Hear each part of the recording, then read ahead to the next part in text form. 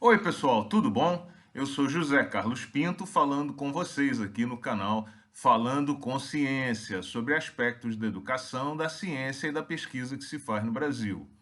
Durante a semana passada, foi muito discutido em todo o mundo o tema da nova vacina russa, a Sputnik, contra a Covid-19, anunciada com grande pompa pelo próprio presidente da Rússia, senhor Vladimir Putin. A discussão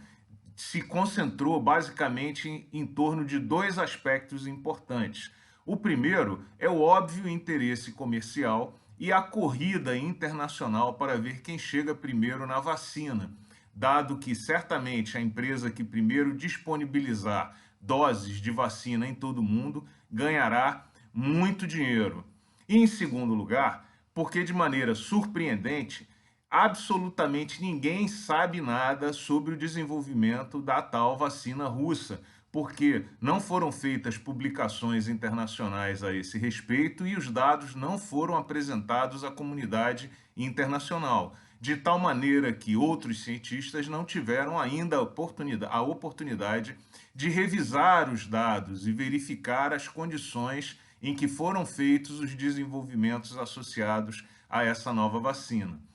Todos esses aspectos foram discutidos exaustivamente e o anúncio da vacina, ele certamente fere os protocolos científicos clássicos que impõem a publicação dos dados, a análise em diferentes fases e, de certa forma, ele mostra a natureza autoritária do regime russo e do senhor Vladimir Putin, que, ao melhor estilo de uma propaganda que ficou muito famosa durante a década de 1990, da Sempre Toshiba, em que aparecia um japonês falando espanhol e dizendo "La garantia soy yo", ou seja, a garantia é o presidente da República. Diga-se passagem, essa postura autoritária foi confirmada ao longo da própria semana passada, quando o presidente da Rússia colocou à disposição do presidente da Belarus, o senhor Alexander Lukashenko,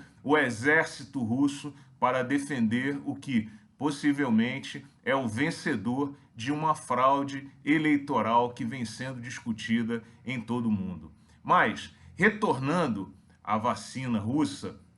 há um terceiro aspecto que eu gostaria de ressaltar aqui e que não foi muito discutido a respeito da vacina, que é o uso da ciência como propaganda de regimes, de instituições e de indivíduos. Parece muito óbvio que o presidente da Rússia usa a vacina como uma peça de propaganda para reforçar a ideia de que a Rússia é capaz, é competente e lidera a corrida científica em todo o mundo. Diga-se de passagem, esse foi um tema absolutamente permanente durante toda a Guerra Fria, e a própria corrida espacial, em grande parte, se deveu a essa necessidade dos líderes dos dois blocos, Estados Unidos e Rússia, mostrarem para o resto da humanidade que eles tinham condições de liderar a corrida científica e tecnológica e, portanto, mereciam as posições de líderes de seus respectivos blocos. Infelizmente, a ciência é frequentemente usada como peça de propaganda. E isso é uma praga, porque confunde a visão do público e da sociedade em geral a respeito dos verdadeiros avanços que são obtidos nos campos científico e tecnológico. Há uma certa combinação entre a necessidade de nações afirmarem a sua nacionalidade, de instituições mostrarem que são competentes e assim atraírem alunos e recursos em projetos, e dos próprios indivíduos de reforçarem suas autoridades nas instituições em que trabalham, obtendo assim vantagens relacionadas ao desenvolvimento das suas carreiras e à autoridade do que dizem internamente em suas instituições. Essa prática é uma praga e é muito usada, inclusive pela mídia, porque, de uma certa maneira, ela precisa de fatos novos e os dados científicos, de alguma forma, apresentam e revelam um novo futuro possível numa determinada área, Mas, infelizmente, boa parte da propaganda nunca se realiza, de tal maneira que, se nós formos revisitar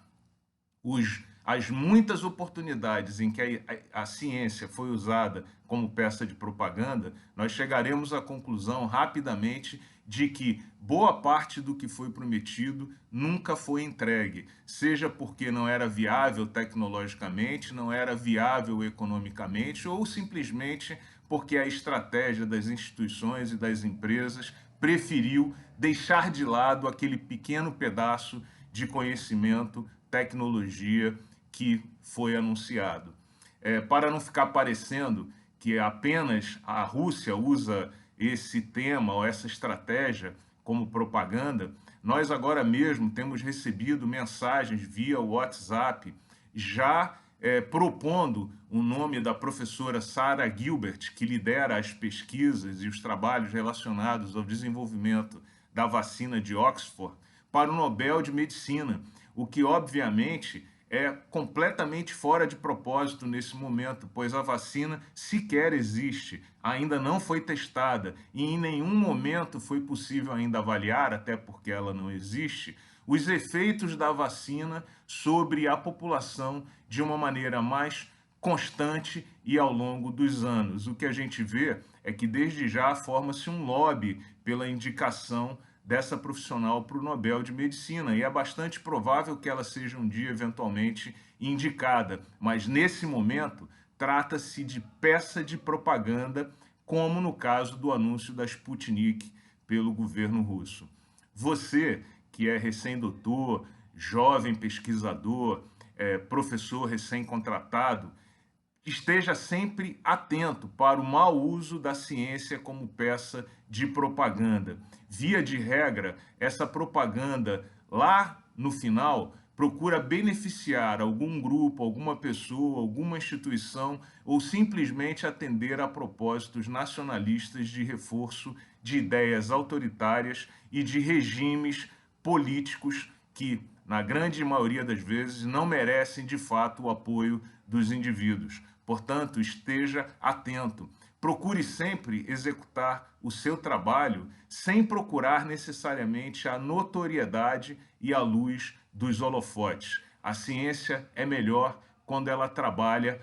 nos laboratórios e atrás das câmeras, não em frente delas e das luzes. Um grande abraço e até o próximo vídeo.